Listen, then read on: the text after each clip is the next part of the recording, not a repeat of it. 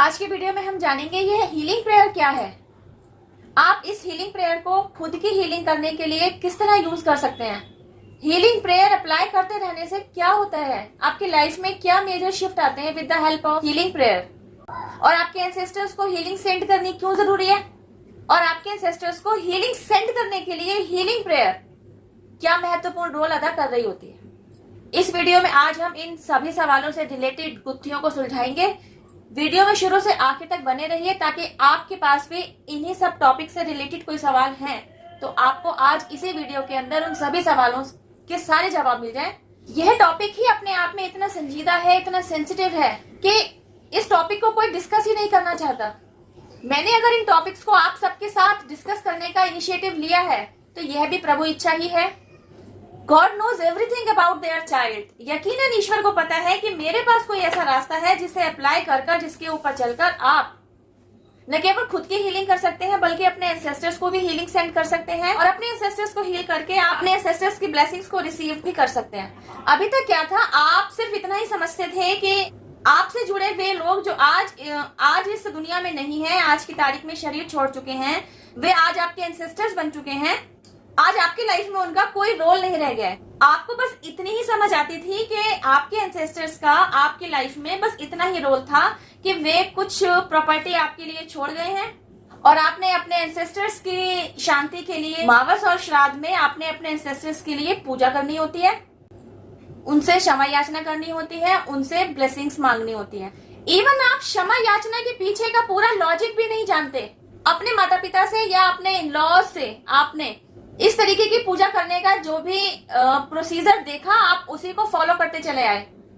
उसके पीछे की असलियत को गहराई में जाकर कभी समझना ही नहीं चाहा। ना आपने कभी पूछा, ना कभी उन्होंने बताया। क्षमा याचना, पूजा के दौरान जो आप क्षमा याचना कर रहे होते हैं ना, एक्चुअली हीलिंग प्रेयर वही है। आपके द्वारा की जा रही पूजा पाठ के दौरान क्षमा याचना करते ही हैं, तो फिर अलग से हीलिंग प्रेयर की क्या जरूरत है। गाइस, इस गुत्थी को आप इस तरीके से समझने की कोशिश कर सकते हैं कि स्कूल कॉलेजेस में आप पढ़ने जाते हैं ना, टीचर्स आपके ऊपर मेहनत कर रहे होते हैं ना, आपको पढ़ा रहे होते हैं ना, आपके टीचर्स द्वारा किसी कंसेप्ट को समझाने की पूरी कोशिश की जा रही होती है ना। टीचर के द्वारा पढ़ाए जाने के बावजूद भी कुछ कंसेप्ट ऐसे होते हैं जो आपको क्लियर नहीं हो रहे होते हैं, जिन्हें और डेप्थ में जाकर समझने के लिए आपको ट्यूटर की जरूरत पड़ती है। ट्यूटर क्या करता है, उसी कंसेप्ट को और ब्रीफली आपको समझाने की कोशिश करता है। इवन आपके ऊपर इतनी मेहनत करता है कि आप उस कंसेप्ट को बड़े अच्छे से ही समझ लेते हैं। बस कुछ ऐसा ही इस वीडियो में मेरे द्वारा आप सबके लिए किया जा रहा है। क्षमा याचना आप डेली बेसिस पर करते ही हैं, फिर भी आपको हीलिंग प्रेयर की जरूरत है, अपने लिए भी और आपके एंसेस्टर्स के लिए भी। क्यों, चलिए इसको डिस्कस करते हैं। वीडियो में आगे बढ़ने से, इस टॉपिक को डिस्कस करने से पहले हम यह समझ लेते हैं कि आपके एंसेस्टर्स का रोल आपकी लाइफ से कभी खत्म नहीं होता, क्योंकि आपके एंसेस्टर्स का रोल आपकी लाइफ में एनर्जेटिक लेवल पर काम कर रहा होता है।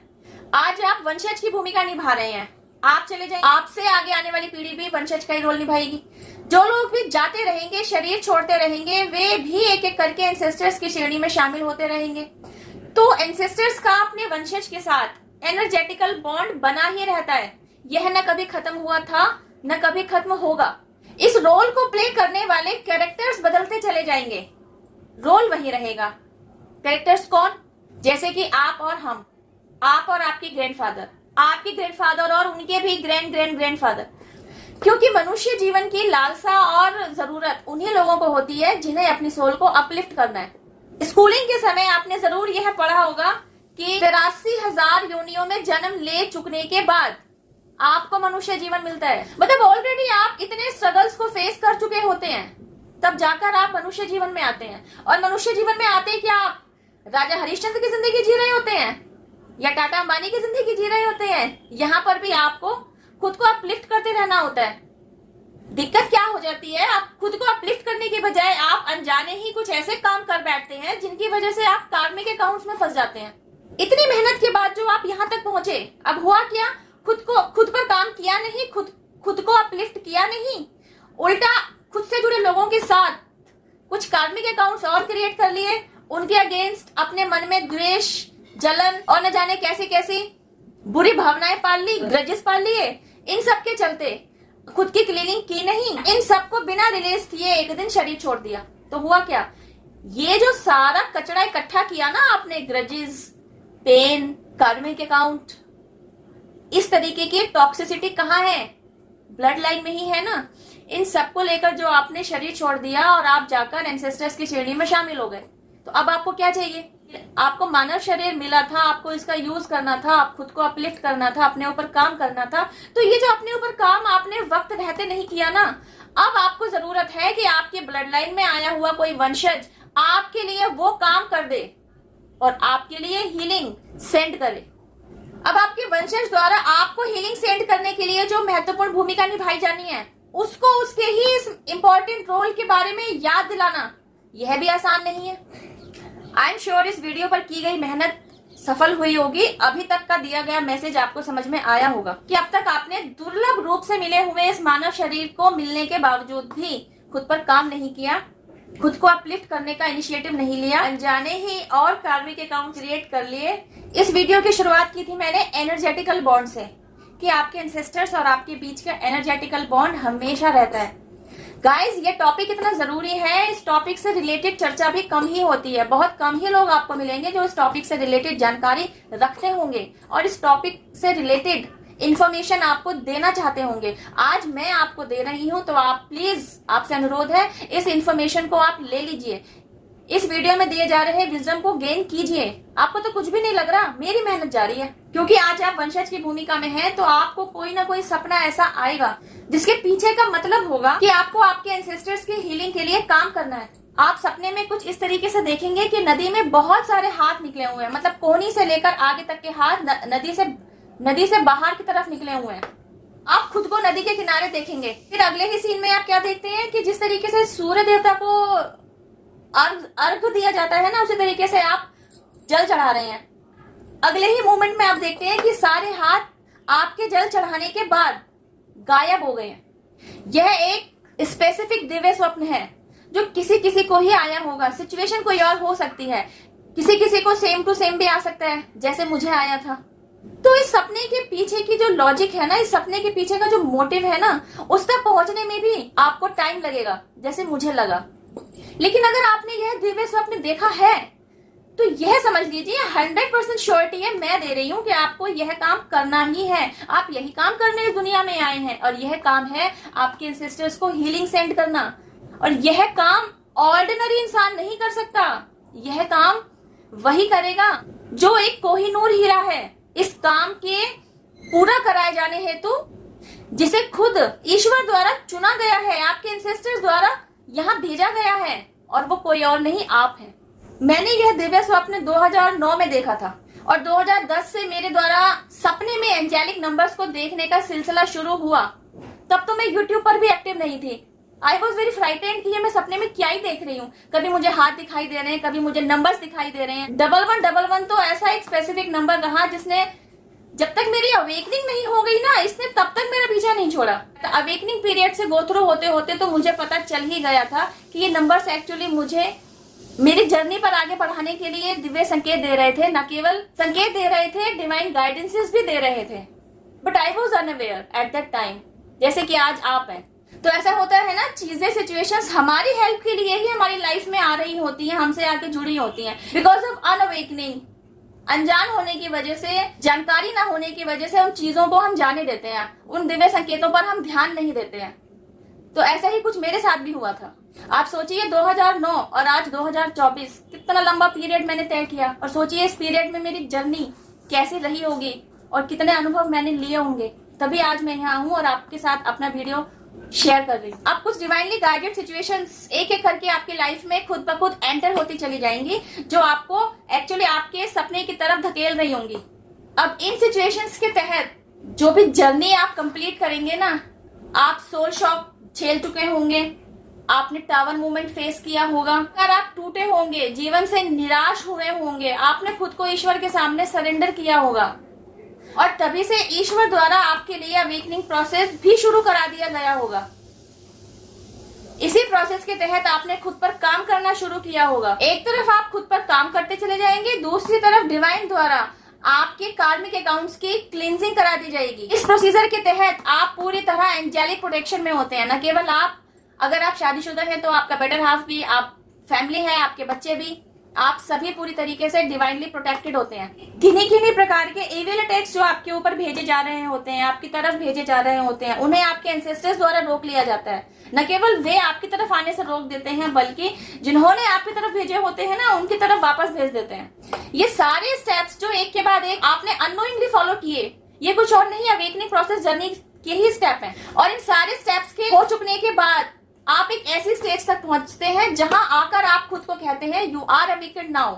यह सब कुछ आपकी लाइफ में होना था क्योंकि आपके द्वारा उस सपने पर काम किया जाना था। आप ही बताइए, अगर आपने अपनी लाइफ में थपेड़े ना देखे होते, सेपरेशन पीरियड ना झेला होता, खुद को सरेंडर ना किया होता, तो अवेकनिंग प्रोसेस जर्नी पर आगे किस तरह बढ़ते, किस तरह आज अवेकन होते, किस तरह आप अपने सपने पर काम करते। वह सपना आपको इसलिए दिखाया गया क्योंकि वह सपना आपका सोल मिशन था। रोजमर्रा की लाइफ में हम और आप न जाने कितने ही सपने देखते हैं। कई लोग तो ऐसे हैं जिन्हें सपने आते ही नहीं। हम लोग किश्तों में कितने सारे सपने देख रहे होते हैं, कितनी सारी स्टोरियां हमारे सपनों के तहत चल रही होती हैं। हमें कितना, आंख खुलने के बाद हमें और आपको कितना याद रहता है कोई सपना। यह सपना कैसे याद रहा? क्योंकि यह आपका सोल मिशन है। कोई अपने सोल मिशन को भूलता है? आप भूले हुए थे तभी तो आपको जगाया। You won't believe on my words कि आपको आपकी जर्नी पर आगे बढ़ाने के लिए ना आपसे जुड़े लोगों का भी महत्वपूर्ण रोल होता है। इन टॉपिक से रिलेटेड सेपरेट वीडियोस भी इसी चैनल पर अवेलेबल हैं। आप चाहें तो वहां जाकर भी कुछ डिवाइन गाइडेंसेस ले सकते हैं। डेफिनेटली आपके लिए हेल्पफुल होंगी क्योंकि मेरी वीडियोस में एंटरटेनमेंट नहीं, वैल्यू ऐड होती है। सपने में संकेत दे दिया गया कि आपको यह काम करना है, लेकिन इस काम को कैसे किया जाना है, इस काम के तहत आपके द्वारा क्या क्या इनिशिएटिव लिए जाने हैं, स्टेप बाय स्टेप, वह सब कुछ भी तो आपको बताना होता है। वह कौन बताएगा? कोई किताब तो है नहीं जिसे आप पढ़ रहे हैं, यह तो आपकी जिंदगी का अनुभव है। आप आगे चलते चले जाएंगे, जिंदगी में मिलते रहने वाले अनुभवों से जुड़ते चले जाएंगे, आपकी एक किताब तैयार होती चली जाएगी। जैसे आज मेरी एक किताब तैयार है। आपकी बात करते हैं। अवेकनिंग प्रोसेस से आप गो थ्रू हो चुके हैं, खुद को हील करना आपने सीख लिया है। How to use healing prayer, यह भी आप समझ चुके हैं। हीलिंग प्रेयर से रिलेटेड जरूरी वीडियोस भी मैंने इस चैनल पर डाल दी हैं। सभी वीडियोस आपके लिए इस चैनल पर अवेलेबल हैं, जाइए और जाकर देखिए। अपनी लाइफ में आप जहां स्टक है, उस स्टकनेस से बाहर आने का कोई ना कोई रास्ता मेरी किसी न किसी वीडियो में के जरिए आपको मिलेगा ही। I am damn sure about it. फिर भी कोई क्वेरी हो, you can ask me on comment box. I am here to help you ना। वीडियो के पहले हिस्से में आप समझ चुके हैं कि आप एंसेस्टर्स की श्रेणी में शामिल हो चुके हैं और आपने अब तक खुद पर काम नहीं किया है। आपको हीलिंग की जरूरत है। वीडियो की स्टार्टिंग में ही मैंने आपसे कहा था ना कि आप इस वीडियो में समझ पाएंगे कि आपके एंसेस्टर्स को हीलिंग की जरूरत क्यों होती है। वीडियो पर यहाँ तक बने रहते हुए आपको यह समझ में आ चुका होगा कि आपके एंसेस्टर्स को हीलिंग की जरूरत क्यों पड़ रही है। अब समझते हैं हीलिंग प्रेयर में क्या कहना है। आप क्योंकि आज वंशज की भूमिका निभा रहे हैं, तो आप इस हीलिंग प्रेयर को यूज करते हुए अपने एंसेस्टर्स को हीलिंग किस तरह सेंड कर सकते हैं, उन्हें उनकी मोक्ष प्राप्ति के रास्ते पर आगे की तरफ किस तरह बढ़ा सकते हैं। आप सच्चे मन से पूरी श्रद्धा के साथ ईश्वर के समक्ष बैठकर यह प्रार्थना करेंगे, हे परमपिता परमेश्वर, मैं अपने सभी एंसेस्टर्स की तरफ से आपसे क्षमा याचना करता हूँ या करती हूँ। मेरे एंसेस्टर्स के द्वारा जो भी जाने अनजाने भूल चूक हुई है, आप उन्हें कृपया क्षमा कर दीजिए। मेरे एंसेस्टर्स को क्षमा प्रदान कीजिए, उनकी मोक्ष प्राप्ति का रास्ता खोलिए। They are sorry, please forgive, thank you, they love you. They are sorry, please forgive, thank you, they love you. They are sorry, please forgive, thank you, they love you. इस प्रेयर को करने के लिए बिल्कुल जरूरी नहीं कि आप जोर जोर से बोलें। आप इस प्रेयर को मन ही मन गुनगुनाते हुए करते रह सकते हैं, जितनी देर चाहे चैंट करते रह सकते हैं। सोने से पहले, उठने के बाद, दिन भर में जब कभी आपको इस प्रेयर के बारे में याद आए, आप इसको चैंट करते रह सकते हैं, क्योंकि आपको पता है with the help of this prayer आप अपने एंसेस्टर्स की तरफ हीलिंग सेंड कर रहे हैं। तो आप कहीं ना कहीं ये जानना चाहेंगे कि आपके एंसेस्टर्स को हीलिंग मिल भी रही है, आप एक सही तरीके को तो फॉलो कर रहे हैं, कहीं कुछ गड़बड़ तो नहीं है। आपके मन में कहीं ना कहीं यह डाउट आ सकता है। तो आपके द्वारा किया जाने वाला काम सफलता प्राप्त कर रहा है, आपके द्वारा भेजी जाने वाली हीलिंग आपके एंसेस्टर्स तक पहुंच रही है। इस बात के दिव्य संकेत भी किसी न किसी दिव्य स्वप्न के माध्यम से आप तक पहुंचाए जाते हैं। आप सपने में कुछ इस तरीके से देख सकते हैं कि बहुत सारे लोग हैं, मतलब ग्रुप ऑफ पर्संस हैं जो एक्चुअली न्यूड है, जो पानी मांग रहे हैं। तो आप उनके लिए पानी को अरेंज करवाते हैं, उन तक पानी पहुंचने की व्यवस्था करते हैं। एंड यू नो व्हाट, शायद ही कभी आपने खुद को किसी सपने में देखा हो। हम सपने तो बहुत देखते हैं, लेकिन साक्षात खुद के दर्शन सपने में कभी नहीं होते। लेकिन यह एक ऐसा सपना होगा जिसमें आपने देखा होगा कि उन ग्रुप ऑफ पर्संस के लिए आपने पानी अरेंज करके दिया है। आप उनके द्वारा यह कहते हुए भी सुनेंगे, पानी मिल गया, पानी मिल गया। यह दिव्य स्वप्न इस बात का संकेत दे रहा होता है कि आपके द्वारा आपके एंसेस्टर्स को हीलिंग सेंड हो रही है। एंड यू नो व्हाट, जब आपके एंसेस्टर्स को हीलिंग मिलनी शुरू होती है ना, जब वे हील हो रहे होते हैं और मोक्ष प्राप्ति की तरफ बढ़ रहे होते हैं, तो उनकी तरफ से ब्लेसिंग्स भी आपको दी जा रही होती हैं। इतना तो आप जानते ही हैं कि किसी के द्वारा किया गया कोई भी काम निरर्थक नहीं है, वह सार्थक ही है। आपके द्वारा किए गए हर एक कर्म का फल निश्चित है। तो आपने तो इतना बड़ा काम किया है, डिवाइन वर्क में हाथ बटाया है। बेशक आपने अपने सपने को अचीव किया है, आपने अपने सोल मिशन को अचीव करने के लिए सारी मेहनत की है, फिर भी आपने इस मेहनत के तहत अल्टीमेटली क्या किया है? See what have you done. आपने अपने एंसेस्टर्स को हील किया है। तो इसलिए आप न केवल एंसेस्टर्स की तरफ से ब्लेसिंग्स को रिसीव करने के हकदार बनते हैं, बल्कि डिवाइन की तरफ से भी आपको ब्लेसिंग्स दी जाती हैं। You won't believe in blessings में आपके लिए क्या होता है? इन ब्लेसिंग्स के थ्रू आपको वह सब कुछ दिया जाता है जिसे प्राप्त करने की आज तक आपकी इच्छा रही थी। आपके डिजायर्स थे, money, abundance, prosperity, name, fame, समाज में इज्जत, अपने परिवार में इज्जत, सुख, समृद्धि, खुशहाली से भरा जीवन। कौन नहीं चाहता? यही सब कुछ आपके भी डिजायर रहे हैं। तो यह सब कुछ आपकी तरफ भेजा जाता है। आपको अब तक जिस मटेरियलिस्टिक सुख की कामना थी ना, आपकी कामना को तृप्त किया जाता है। आपको यह सब कुछ आशीर्वाद के रूप में दिया जाता है। सुनिए और समझिए आपने क्या मेजर रोल प्ले किया होता है। एक ही ब्लड लाइन में जो 3 पीढ़ियां होती है ना, अभी कल की वीडियो में ही मैंने इससे रिलेटेड ब्रीफली नॉलेज दी है, प्लीज आप वहां जाकर देखिए, आपके लिए फायदेमंद वीडियो ही है। एक ब्लड लाइन में जो 3 पीढ़ियां चल रही होती है ना, एक पीढ़ी वो जो एंसेस्टर्स बन चुके हैं, दूसरी पीढ़ी हम और आप, और तीसरी पीढ़ी आपके आगे आने वाले वंशज। तो आप जो बीच वाले कैरेक्टर को प्ले कर रहे हैं, आपने न केवल अपने एंसेस्टर्स को हीलिंग सेंड की होती है, उन्हें मोक्ष प्राप्ति तक पहुंचाया होता है, बल्कि आपने अपने आगे आने वाली पीढ़ी के लिए भी एक सुखी और संपन्नता से भरे हुए एनवायरनमेंट को तैयार कर दिया होता है। तो आपका पीछे की पीढ़ी के लिए जो उत्तरदायित्व था, न केवल आपने उसे निभाया होता है, आपसे रिलेटेड आगे आने वाली पीढ़ी के लिए जो आपका उत्तरदायित्व होता है, आपने वहां भी 100% एफर्ट दिए होते हैं, इवन 100% योगदान दिया होता है। बस इसी का शुभ फल आपको आपके जीते जी मिल जाता है। आप एक खुशहाली से भरा हुआ सुखी समृद्ध जीवन जीते हैं। इसी खुशहाली और इसी सुखी संपन्नता से भरे हुए जिस बाग को आपने बनाया होता है, इसी उपवन में आपकी आगे आने वाली पीढ़ी भी सुखी और संपन्नता से भरा हुआ खुशहाल जीवन जीती है। आपने अपने सोल मिशन को अचीव कर लिया होता है, आपके द्वारा अपना रोल बखूबी निभाया गया होता है, तो आप भी अपना रोल फिनिश करके मोक्ष प्राप्ति की तरफ ही कदम बढ़ाते हैं। आज की वीडियो में दिया गया मैसेज आपके लिए ही है, बहुत महत्वपूर्ण है। इसे देखिए, समझने की कोशिश कीजिए। जहां भी कोई बात नहीं समझ में आ रही है, आस्क मी। आप चाहे तो लाइव आकर भी मैं आपके डाउट्स को क्लियर कर सकती हूँ, मुझे बताइए तो सही। इस वीडियो में बस इतना ही। डिवाइन पावर, जिनमें भी आपकी श्रद्धा है, यूनिवर्स, एंजल्स, आपके ancestors, spirit guides, mother nature, पूरा डिवाइन रियल, सभी को थैंक यू कहते रहिए, इन्हें अपना ग्रेटिट्यूड देते रहिए। कमेंट बॉक्स में जितना भी आप ग्रेटिट्यूड लिखकर शो कर रहे होते हैं ना, ये एक्चुअली आप ब्लेसिंग्स को अट्रैक्ट करने के रास्ते बना रहे होते हैं। तभी तो बार बार कहती हूँ, show your gratitude, show your gratitude. Verbally भी बोलिए, कमेंट बॉक्स में भी लिख कर जाइए। इस वीडियो में बस इतना ही। अब मैं आपसे मिलती हूँ एक और जरूरी टॉपिक के साथ मेरी नेक्स्ट वीडियो में। टिल देन हैव पेशेंस, रब खैर, जय माता दी, take care, bye, stay blessed.